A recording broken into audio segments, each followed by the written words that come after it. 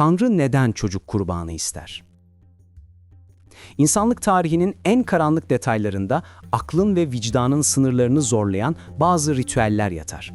Bunların arasında belki de en dehşet verici olanı bir tanrıyı yatıştırmak, bir felaketi savuşturmak ya da bir zaferi garantilemek adına bir çocuğun, çoğu zaman bir babanın kendi öz evladının kurban edilmesidir. Bu sadece bir şiddet eylemi değil, korkunç bir mantığa dayanan göksel bir pazarlıktı. Kendi kanınızdan ve canınızdan olan en değerli varlığı görünmez güçlere sunarak karşılığında topluluğun bekasını satın alma eylemiydi.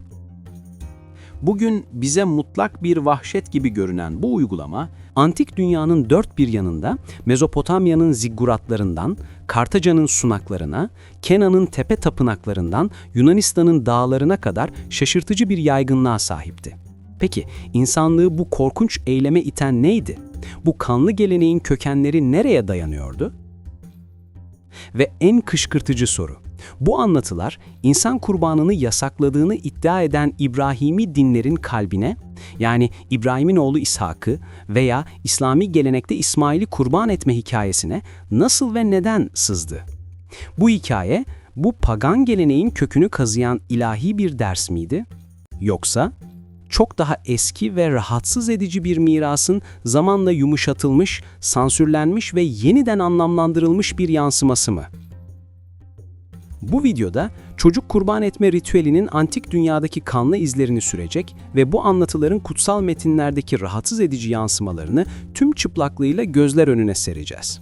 Bu sadece bir tarih anlatısı değil, aynı zamanda inancın, mitin ve insanlığın en derin korkularının birbiriyle nasıl iç içe geçtiğinin de hikayesidir. İlahi borç, antik dünyada kurbanın mantığı. Çocuk kurbanını anlamak için antik insanın zihin dünyasına girmemiz gerekir. Onlar için dünya, tanrıların, iblislerin ve ruhların sürekli müdahale ettiği öngörülemez ve tehlikeli bir yerdi. Bir kıtlık, bir salgın hastalık veya yıkıcı bir savaş, ilahi bir öfkenin, tatmin edilmemiş bir tanrının gazabının işaretiydi. Böyle bir durumda sıradan sunular yeterli değildi. Olağanüstü bir kriz, olağanüstü bir kurban gerektiriyordu. Bu transactional cruelty, yani pazarlığa dayalı zulüm mantığına göre bir topluluğun lideri, kralı veya patriki, halkının günahları ve kaderi için nihai sorumluluğu taşıyordu. Ve tanrılara verilebilecek en değerli, en saf, en kişisel hediye, yöneticinin kendi soyunu devam ettirecek olan ilk doğan, en sevilen çocuğuydu. Bu, intikamcı iblislere fidye olarak sunulan bir bedeldi. Bu eylemle kral tanrılara şöyle diyordu: "Gazabınızı bizden çekin. Karşılığında geleceğimi, soyumun devamını, en sevdiğim varlığı size sunuyorum." Bu korkunç uygulamanın en kötü şöhretli failleri, Akdeniz'in usta denizcileri ve tüccarları olan Fenikeliler ve onların Kuzey Afrika'daki güçlü kolonisi Kartaca'ydı. Romalı tarihçiler, kendileri de acımasızlığa yabancı olmayan bu insanlar, Kartacalıların çocuk kurban etme adetleri karşısında dehşete düşmüşlerdi. Anlattıklarına göre Kartaca'da Tofet adı verilen kutsal alanlarda seçkin aileler çocuklarını tunçtan yapılmış devasa bir tanrı heykeline sunuyorlardı. Heykelin kollarına bırakılan bebekler aşağıdaki ateş çukuruna yuvarlanıyordu. Arkeologların bu bölgelerde bulduğu binlerce küçük çocuğa ait yanmış kemiklerle dolu çömlekler bu yazılı kaynakların acı birer teyidi niteliğindedir. Roma'nın Kartaca'yı yok etme ve bu geleneği ortadan kaldırma çabalarına rağmen uygulamanın M.Ö. 3. yüzyıldan sonra bile gizlice devam etmesi, inancın ne kadar derine kök saldığını gösterir. Bu pratik sadece Kartaca'yla sınırlı değildi. Medeniyetin beşiği Mezopotamya'da da insan kurbanına dair kanıtlar mevcut. Milattan önce 2600'lere tarihlenen Ur'daki kraliyet ölüm çukurları bir kralla veya kraliçe ile birlikte hizmetkarlarının, askerlerinin ve müzisyenlerinin de öldürülerek gömüldüğünü gösterir. Daha sonraki dönemlerde ise Babililer vekil kral ritüelini geliştirmişlerdi. Bu ritüelde genellikle bir suçlu veya esir seçilir, kraliyet giysileri giydirilir, bir süreliğine kralın tüm ayrıcalıklarına sahip olurdu. Bu vekil kralın ülkenin üzerine çöken tüm kötü alametleri ve günahları emdiğine inanılırdı. Süre dolduğundaysa tüm halkın günahlarını da beraberinde götürmesi için halka açık bir şekilde infaz edilirdi. Bu farklı coğrafyalardaki uygulamaların hepsinin arkasında ortak bir ilah figürünün gölgesi belirir. Gökyüzünün ve zamanın efendisi, her şeyin başlangıcı olan antik tanrı. Kenanlıların El dediği, Yunanların ise kendi çocuklarını yiyen Titan Kronos olarak bildiği o korkutucu varlık. Tanrıların babası, çocukların celladı. El, Kronos ve Mollok. Yunan mitolojisindeki en rahatsız edici hikayelerden biri Titanların lideri Kronos'un hikayesidir. Kendi babası Uranüs'ü tahttan indiren Kronos, bir kehanete göre kendi çocuklarından birinin de onu devireceğini öğrenir. Bu kaderden kaçmak için karısı Rhea'nın doğurduğu her çocuğu doğar doğmaz yutar. Bu dehşet verici mit, Kronos'u zamanın ve kaderin acımasız, kendi yarattığını yok eden bir sembolü haline getirir. Şimdi zamanda geriye Kenan diyarına gidelim. Fenike mitolojisine göre ülkenin en yüce tanrısı ve kralı El idi. Yunanlar bu tanrıyı kendi kronoslarıyla bir tutmuşlardı. El'in Yüde adı verdikleri, yani biricik veya tek anlamına gelen bir oğlu vardı. Antik metinler ülkesi büyük bir savaş tehlikesiyle karşı karşıya kaldığında Kral El'in ne yaptığını anlatır. Oğluna kraliyet giysileri giydirdi, bir sunak hazırladı ve ulusunu kurtarmak için kendi elleriyle onu kurban etti.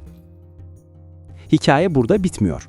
Başka bir anlatıda ülke bir veba ve ölümcül bir salgınla kasrıp kavrulurken El yine tek oğlunu bu kez kendi babası Orus'a yakmalık sunu olarak sundu. Ve bu korkunç eylemin bir parçası olarak ilahi bir antlaşma işaretiymiş gibi kendini sünnet etti ve tüm müttefiklerini de aynısını yapmaya zorladı. Bir kral, tek ve biricik oğlu, ülkesini kurtarmak için bir sunak, yakmalık bir sunuk ve sünnet. Bu unsurlar İbrahim'in hikayesinin neredeyse birebir bir taslağı gibidir. Aradaki tek ama devasa fark, İbrahim hikayesinde bıçağın son anda durdurulması. Bu durum, İbrahim anlatısının bu çok daha önceki acımasız El ve Kronos mitinin bilinçli bir hamizi. Yani onun üzerine yazılmış, onu hem referans alan hem de ona cevap veren bir metin olduğu ihtimalini doğurur. İncil'de bu kanlı ritüellerle en çok anılan isimse bir başka Kenan tanrısı Mollok'tur. Mollok'un adının etimolojisi bile başlı başına bir hikaye anlatır. Adı, İbranice kral anlamına gelen melik kelimesinin sessiz harfleriyle utanç anlamına gelen başet kelimesinin sesli harflerinin birleşiminden oluşur. Yani utanç verici kral. Kutsal metin yazarları bu tanrıya adını bile verirken ona olan nefretlerini ve onu bir utanç kaynağı olarak gördüklerini belirtmişlerdir. Mollok aynı zamanda Roma mitolojisinde Kronos'un karşılığı olan Satürn gezegeniyle de ilişkilendirilmiştir. Bu bağlantı çocuk kurban etme kültünün Akdeniz havzasında ne kadar derin ve birbiriyle bağlantılı olduğunu gösterir. Bir hafızayı silme çabası, kutsal metinlerin iç savaşı. Bu kanlı ve pagan geleneklerin tam ortasında şekillenen İbrani monoteizmi, insan kurbanına karşı teolojik bir savaş ilan etti. Tora, Levililer ve Tesniye kitaplarında bu uygulamayı Tanrı'nın adına leke süren bir iğrençlik olarak tanımlayan ve kesin olarak yasaklayan bir dizi yasa içerir.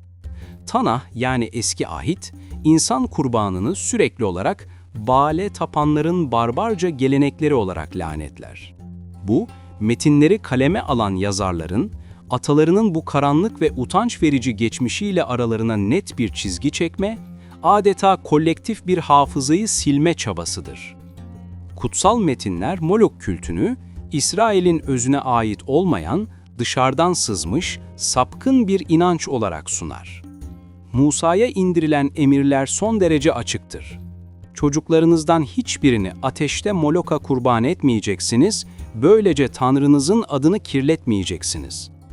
Ancak bu yasaklar ve lanetlemeler hikayenin sadece bir yüzüdür. Gerçekte bu, İsrail'in kendi ruhu içinde yürüttüğü çetin bir iç savaştı.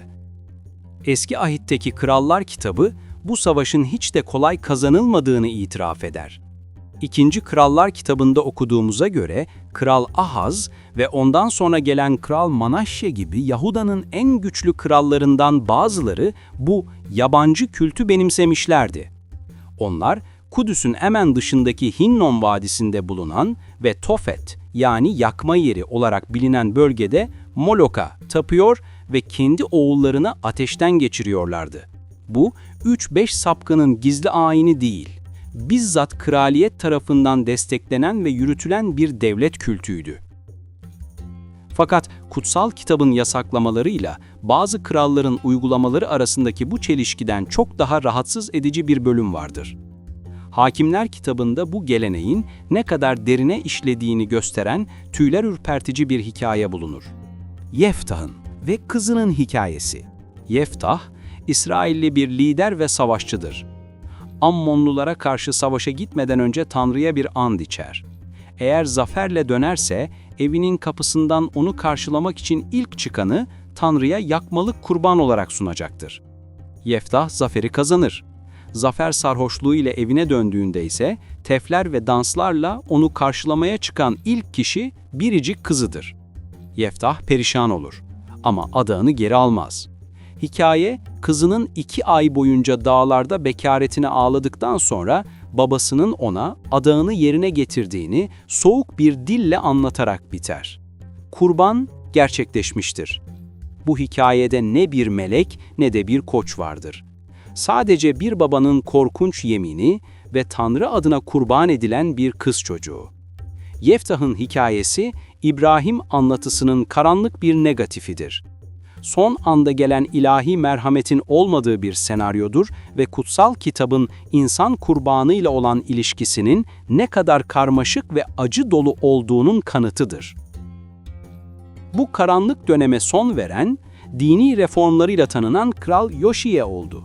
Yoşiya'nın eylemi sadece yeni bir yasa çıkarmak değildi. Bu fiziksel ve sembolik bir temizlik operasyonuydu. Metinde şöyle yazar: Yoşiya, Ben Hinnom Vadisi'ndeki Tofet'i kirletti. Böylece kimse oğlunu veya kızını ateşte Molok'a kurban edemedi. Kirletmek kelimesi burada kilit öneme sahiptir. Yoşiya, o sunakları yıkmış, belki de üzerlerine pislik dökerek o toprağı bir daha asla kutsal bir eylem için kullanılamayacak hale getirmiştir. Bu, İbrani dininin kendi geçmişindeki bir kanserli dokuyu cerrahi bir operasyonla kesip atma anıdır. Fakat Yoşiya toprağı temizlemiş olsa da o vadinin hafızasını silememiştir. Ateşlerin ve çığlıkların yankılandığı o yer, yani Hinnom Vadisi, Yahudi geleneğinde yavaş yavaş bir dönüşüm geçirdi. İbranice adı olan Gei-Hinnom, zamanla Gehenna'ya dönüştü. Ve Gehenna, Yahudi ve sonrası Hristiyan ve İslam eskatolojisinde cehennemin, sonsuz azabın ve lanetlenmenin sembolü haline geldi. Yani çocukların kurban edildiği o fiziksel vadi, insanlığın kolektif bilincinde en büyük günahkarların Tanrı tarafından sonsuza dek cezalandırıldığı bir metafiziksel azap mekanına evrildi. Çocuk kurbanının hayaleti sadece tarihi bir ritüel olarak kalmadı, aynı zamanda cehennem kavramının da ta kendisinin kaynağı oldu. Unutulmuş bir yansıma. İshak, Friksos, İfigenia ve kopyalanmış bir hikaye. Ve şimdi tüm bu tarihi ve mitolojik arka plan ışığında İbrahimi dinlerin en dokunucu ve en temel anlatılarından birine, İbrahim'in iman sınavına geri dönelim. Tanrı, sadakatini ölçmek için İbrahim'e akıl alınmaz bir emir verir. Sevdiğin tek oğlun İshak'ı al ve sana göstereceğim dağda yakmalık sunu olarak kurban et. İbrahim'in bu emre sorgusuz sualsiz itaati, Moria Dağı'na yaptığı acı dolu yolculuk, oğlunun hazırlanması ve tam bıçağını oğlunun boğazına dayamışken göklerden gelen bir meleğin sesi. "Dur, çocuğa dokunma." Ve hemen yanı başlarındaki çalılığa boynuzlarından takılmış bir koç. Bu hikaye, mutlak imanın ve son andaki ilahi merhametin sembolü olarak milyonlarca insanın kalbine işlenmiştir. Ancak Ege'nin diğer yakasında Yunan mitolojisinde bu hikayenin adeta bir ikizi, bir yansıması mevcuttur. Friksos'un, yani Frixius'un hikayesi.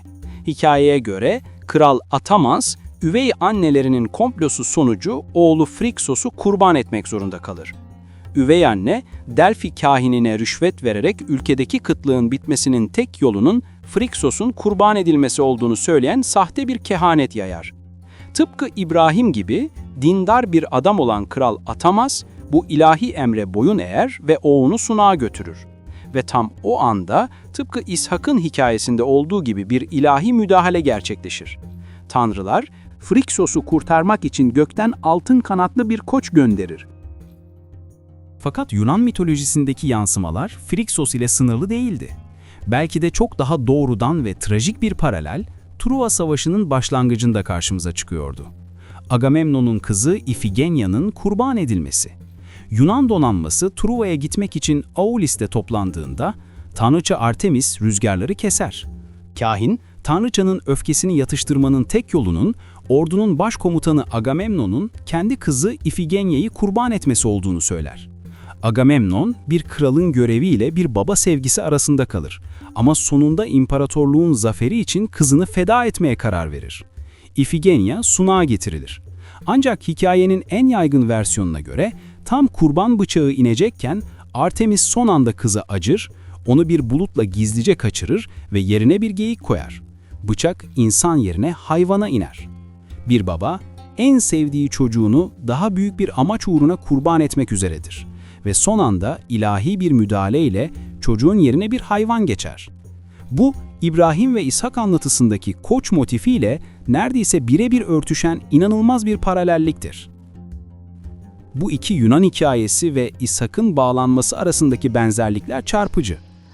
Her üç hikayede de bir baba, savaş, kıtlık ya da iman testi gibi daha yüce bir amaç için en sevdiği çocuğunu kurban etme emriyle karşı karşıyadır.